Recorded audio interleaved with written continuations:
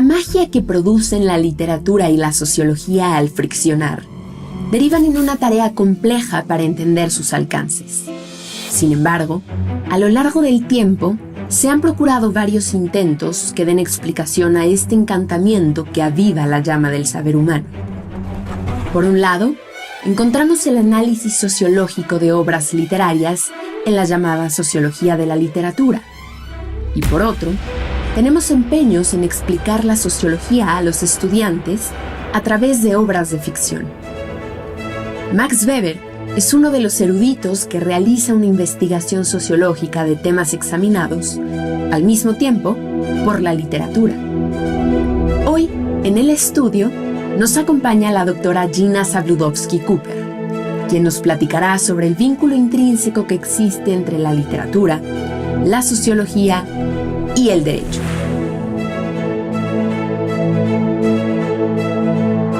Bienvenidas, bienvenidos a una emisión más de Cultura al Derecho.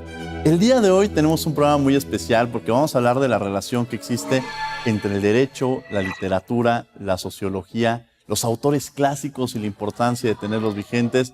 Y para eso me acompaña el día de hoy la doctora Gina Zabludovsky.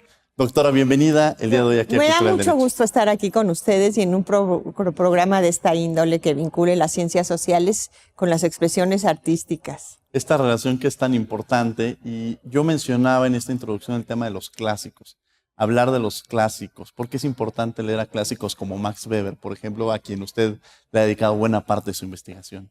Los clásicos son muy importantes porque son las referencias de las nuevas generaciones, es decir, hay algunos autores, incluso Borges, hablando de literatura, que tiene un texto sobre los clásicos y señala que los clásicos son aquellos autores que las generaciones siguen reconociendo como fuente de inspiración y que sus obras siguen vigentes a pesar de los años que han pasado. Tienen un reconocimiento que hace que compartamos muchas veces en las ciencias sociales una serie de conceptos que sin ellos quizá no pudiéramos tener definiciones precisas, conceptos como el de Estado, el de burocracia, el de legitimidad.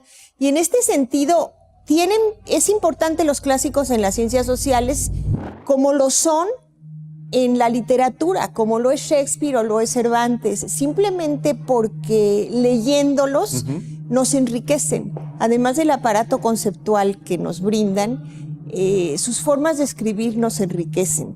Ahorita hablaba de los conceptos y de pronto me llega que un mismo concepto, vistos de diversas disciplinas, lo vemos.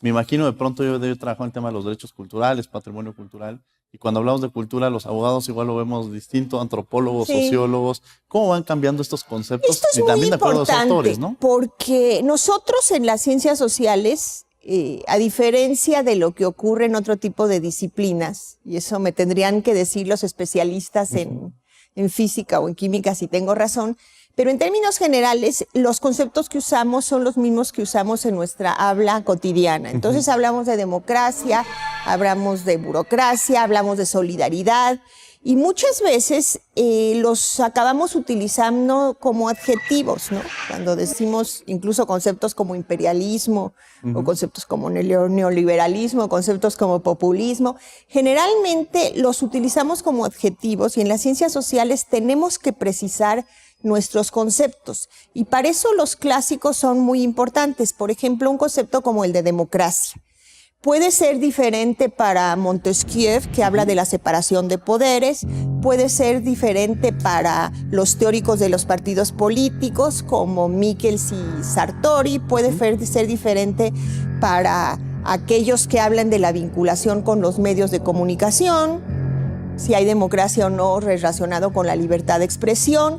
Y entonces muchas veces se dice en México hay más democracia o hay menos democracia y no sabemos bien qué término se está refiriendo. Entonces quizá no nos vamos a poner de acuerdo y qué bueno, porque estamos en una época de pluralidad.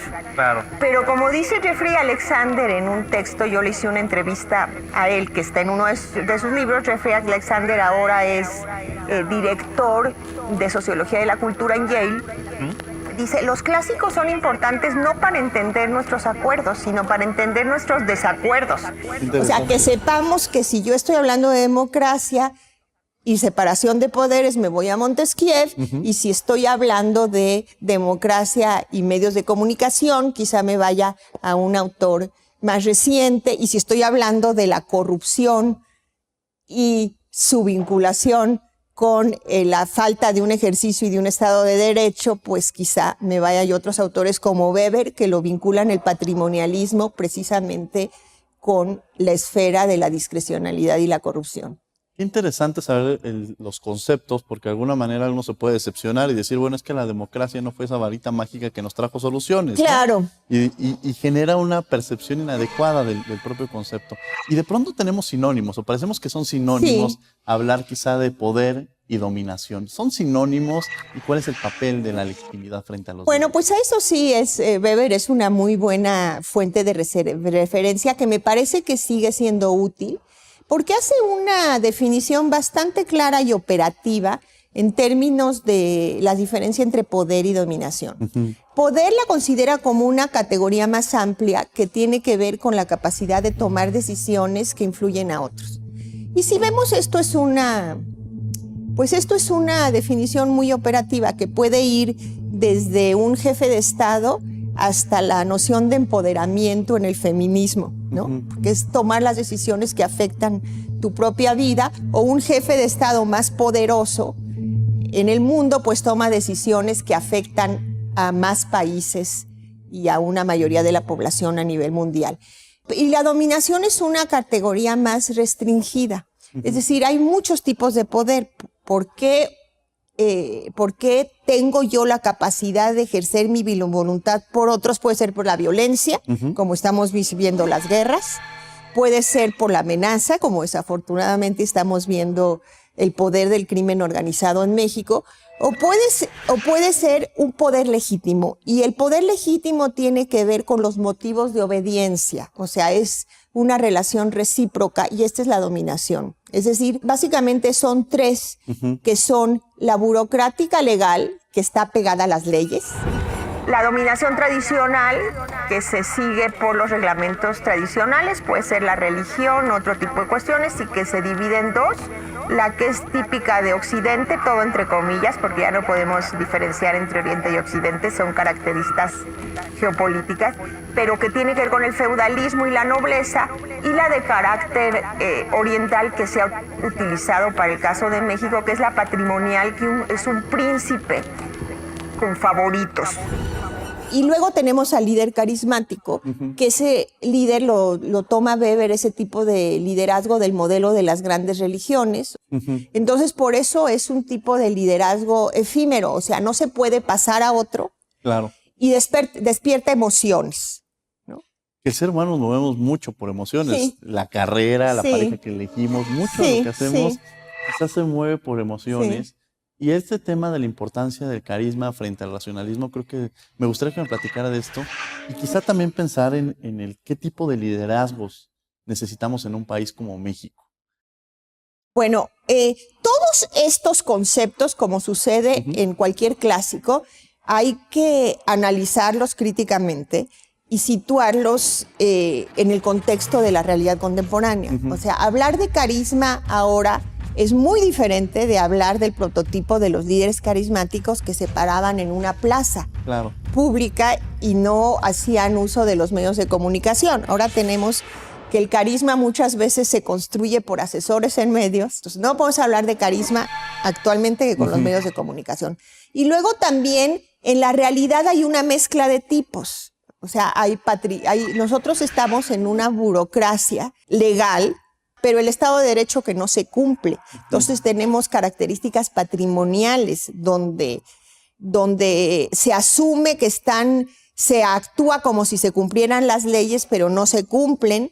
Luego tenemos también pues un tipo de liderazgo que dice mejor hacer justicia por mi cuenta que las leyes que son injustas. Entonces, eso es prototípico del liderazgo patrimonial y carismático. Y luego también la dominación burocrática racional, pues se debe basar en derecho. Entonces, a nuestras sociedades y en México en particular, pues ustedes saben más de esto que yo, pero sí necesitamos un Estado de Derecho necesitamos que realmente se cumplan las leyes, necesitamos que los cargos sean definidos con base a la preparación más que a la lealtad. Claro. Entonces yo diría que sin desechar la importancia de las otras características del liderazgo, pero sí necesitamos acercarnos a una democracia racional, Claro. en la que se fortalezcan las instituciones, las instituciones autónomas, y en la que prevalezca un Estado de Derecho, porque líderes patrimoniales y carismáticos pues hemos tenido mucho en América Latina. Me quedo con esa reflexión. Vamos a tener que ir a un corte, pero no se vayan, estamos en Cultural Derecho.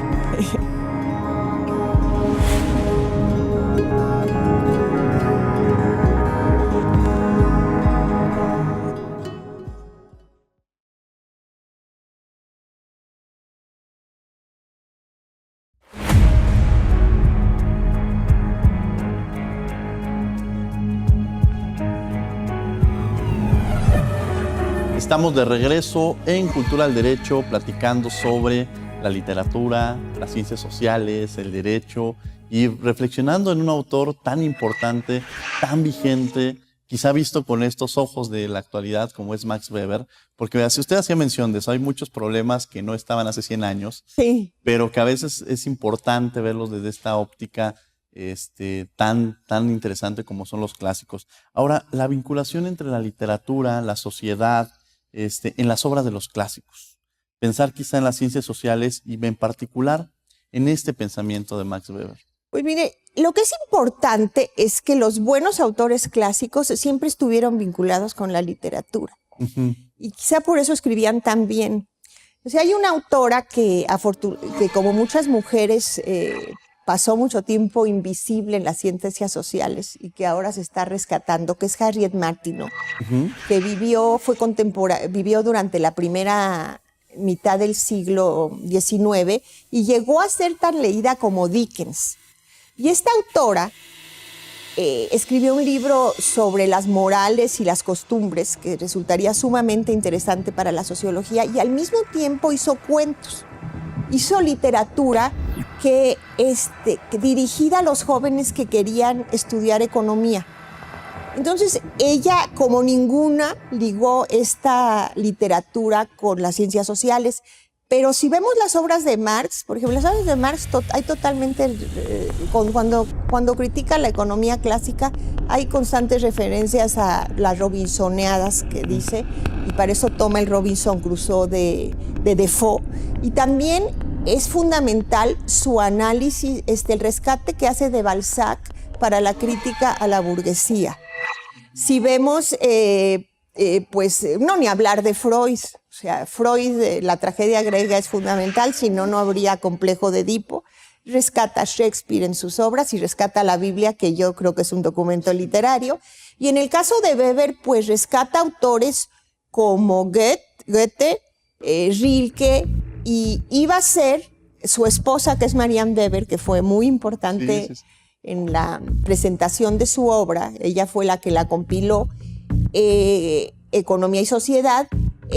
Señala que él quería hacer una obra sobre Tolstoy y que esa se quedó pendiente en su vida. Pero luego hay otros temas que están en la literatura como metáforas y sin que los autores lo hagan una referencia a ellos citándolos, quizá estén en el ambiente, ¿no? Y una de las cosas que yo acabo pues de darme cuenta releyendo 20.000 leguas de viaje submarino, que se escribió como 20 años antes de que Weber igualara la burocracia con la jaula de hierro o la caja de acero. Esta es una metáfora que ya está en Julio Verne, que precisamente están encerrados en el submarino, que es una obra humana que finalmente está en su contra. Y esa es la metáfora que se usa de la jaula de hierro para hablar a veces del poder de la burocracia. Interesante de pronto es ver esta reflexión entre la literatura, la sociología, los autores clásicos, y de pronto me lleva qué tan útil se puede volver una teoría como la teoría de la dominación de Max Weber para el análisis quizá de algunas obras literarias sobre la figura de los dictadores en América Latina. Bueno, esta es una pregunta que yo creo que es muy buena pregunta, porque efectivamente, sobre todo en América Latina, ha habido, con todo el boom latinoamericano, ha habido una literatura muy buena, que en una época de dictaduras, en la que no se podía escribir en la prensa libremente, como es la época de los 70s en América Latina, con todos los gobiernos militares, pues las críticas se hicieron a través de las obras de literatos. Muchos de ellos estaban exiliados, como es el caso de Roa Bastos. Pero justo en la época de los 70s, hay 3 libros que son fundamentales y que yo creo que deberían de ser nuestras fuentes para los sociólogos, también para el estudio de los patriarcas latinoamericanos, que son Yo el Supremo de Roa Bastos, sobre un dictador en Paraguay de principios del siglo XIX, que duró 30, 40 años en el poder, se apellidaba Francia, era su último nombre. El libro de García Márquez, con la ironía que lo caracteriza, que reúne un conjunto de características de los dictadores latinoamericanos, y el libro de Alejo Carpentier sobre el recurso del método, en que todos ellos nos dan prueba de liderazgo, patrimonialismo, de una mezcla de patrimonialismo y carisma que nos caracteriza. Ahora, el carisma no es necesariamente desde el punto de vista ético bueno o malo. O sea, es un liderazgo que apega a las emociones, que generalmente los que siguen al líder lo siguen porque es el líder, no por criterios racionales, y que apela a las emociones y en ese momento y a las convicciones más relacionadas con la fe. Entonces, o se le sigue o no, y está basado mucho en enemigos y seguidores. Okay. Entonces, este tipo de liderazgo no necesariamente es positivo o negativo. Pueden ser líderes carismáticos tanto Gandhi como Mussolini, digamos, que solo a ellos se les sigue, ¿no? Pero en la medida que apega a las emociones y que está vinculado con un gobierno de tipo patrimonial, en la cual el líder carismático a medida decide por sí mismo quiénes son sus funcionarios, más por principios de lealtad, el mundo se divide en amigos y enemigos, en los que me siguen o no, pues sí ha sido muy reflejado por estas figuras de los dictadores latinoamericanos, de los que se escribieron en los 70s y que tienen sus antecedentes en obras previas, como la de Miguel Ángel Asturias, del Señor Presidente, y otros libros también de Valle Inclán, que escribió Tirano Banderas sobre México, ¿no? Refiriéndose a lo que pasaba durante días. Y uno de los últimos, de hace 20 años, es La Fiesta del Chivo, de Vargas Llosa. Entonces yo creo que los sociólogos tenemos mucho material ahí. Deben ser nuestras fuentes también. Y también son una alerta para los que los leen. O sea, lo que pueden hacer esos liderazgos. Vamos a regresar con ese punto. No se vayan, estamos en Cultura del Derecho con este programa tan interesante.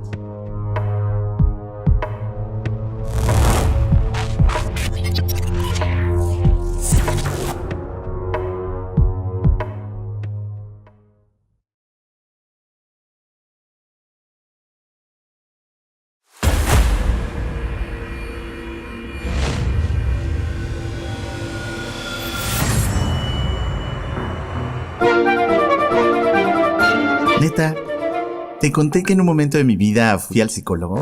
Sí, me imagino, Alebrije. Se ve que te alocas. Seguro fue por una decepción amorosa. Pues sí, fue por una decepción amorosa y... Bueno, no te molestes. Mejor dime qué pasó en tus sesiones. A eso voy exactamente. En una de las sesiones, la psicóloga me preguntó: ¿a qué personas admiras de tu vida, Alebrije? Y le dije que me encantaba lo que hizo Debussy, adoro la música de Beethoven y así. Pues suena bien. Pues no tanto. La doctora me hizo ver que me caía bien pura gente muerta. ¡Wow! De eso no me di cuenta. Entonces la psicóloga me preguntó: ¿qué personas de tu vida admiras? ¿Quién es tu ejemplo a seguir? Y ahí estuvo un poco triste el asunto. Solo hubo una persona que admiraba mucho. Entonces, ¿qué hiciste? Empecé a conocer más gente y a darme cuenta que las personas vivas tienen cosas que decirme sobre esta vida y cómo vivirla. Una cubetada de agua fría, pues. Sí, ¿verdad? La vida es el momento que percibimos y pocas veces nos detenemos a preguntarle a las personas a nuestro alrededor: ¿realmente eres feliz? Estamos de regreso en Cultura del Derecho platicando sobre esta relación tan interesante entre los clásicos, la literatura, el derecho, las ciencias sociales, la sociología Y creo que yo decía que podíamos dar por una miniserie con todos estos temas, doctora. Y referente a estas reflexiones que nos ha compartido sobre todo la literatura en América Latina, también retomar estas ideas con algunos autores mexicanos. Sí, mira, por ejemplo, en el caso de Octavio Paz, sus ensayos históricos o sus libros históricos, como Sor Juana Inés de la Cruz y las trampas de la fe, o sus libros sobre el Estado mexicano o el logro filantrópico, que son libros de los 70s y 80s, de alguna forma cuando estudia el patrimonialismo desde la colonia, cuando estudia la colonia y el ámbito de Sor Juana Inés de la Cruz, pues habla del patrimonialismo heredado de la colonia, de este tipo de sistema, y rescata a Weber. Muchas veces no lo rescata a través de un autor que se llama Richard Morse, que rescató a Weber para hablar de América Latina y que ellos lo tradujeron en la revista de Octavio Paz. Y entonces cita ya sea a Weber o a Richard Morse, que escribió La herencia de América Latina y El espejo de Próspero, para hacer un análisis de las características del estado patrimonial en la colonia y cómo estas pues subsisten hasta la actualidad. Me llama mucho la atención cómo se logra, y esta reflexión que hacía sobre cómo los sociólogos, los abogados, tendríamos que meternos mucho en la literatura y cómo vamos encontrando elementos y que a veces nos falta ponernos esos ojos de la literatura para estas lecturas. Quizá me gustaría que compartiera con nosotros algunas otras reflexiones de las muchas que ya nos dio sobre esta vinculación que existe entre la literatura, el derecho y las ciencias sociales y sobre todo esta importancia. Bueno, por ejemplo, Shakespeare, las tragedias de Shakespeare, Otelo, Macbeth, Hamlet y el Rey Lear, por lo menos esas 4 son fundamentales para el estudio del poder en las élites. Esos deberíamos de leerlos los que estamos haciendo el poder en las élites. En términos más contemporáneos y hablando de mujeres, ustedes tienen, y de las mujeres en nuestra universidad, ustedes tienen ahora una exposición maternidad que está muy buena en el MUAC, de las nuevas formas de maternidad. Y si leemos esto y leemos paralelamente las novelas de Guadalupe Nettel, que La hija única, o las novelas, las dos tienen cargos importantes en nuestra universidad, a cargo de la revista y a cargo de Secretaría de Cultura. Rosa Beltrán, que hizo Radicales Libres, Yael Weiss, que también está en la revista, ha hecho cuentos sobre las nuevas formas de maternidad. Pues sería sumamente rico. Y esto compararla con obras de la sociología que se han hecho como... hay una obra de Ulrich Beck que se llama El normal caos del amor. Sigmund Bauman ha llamado, que es un sociólogo reconocido, ha llamado al amor en las sociedades actuales el amor líquido. Entonces, simplemente relacionar estas fuentes, las últimas son de sociología, pero vea que utilizan metáforas.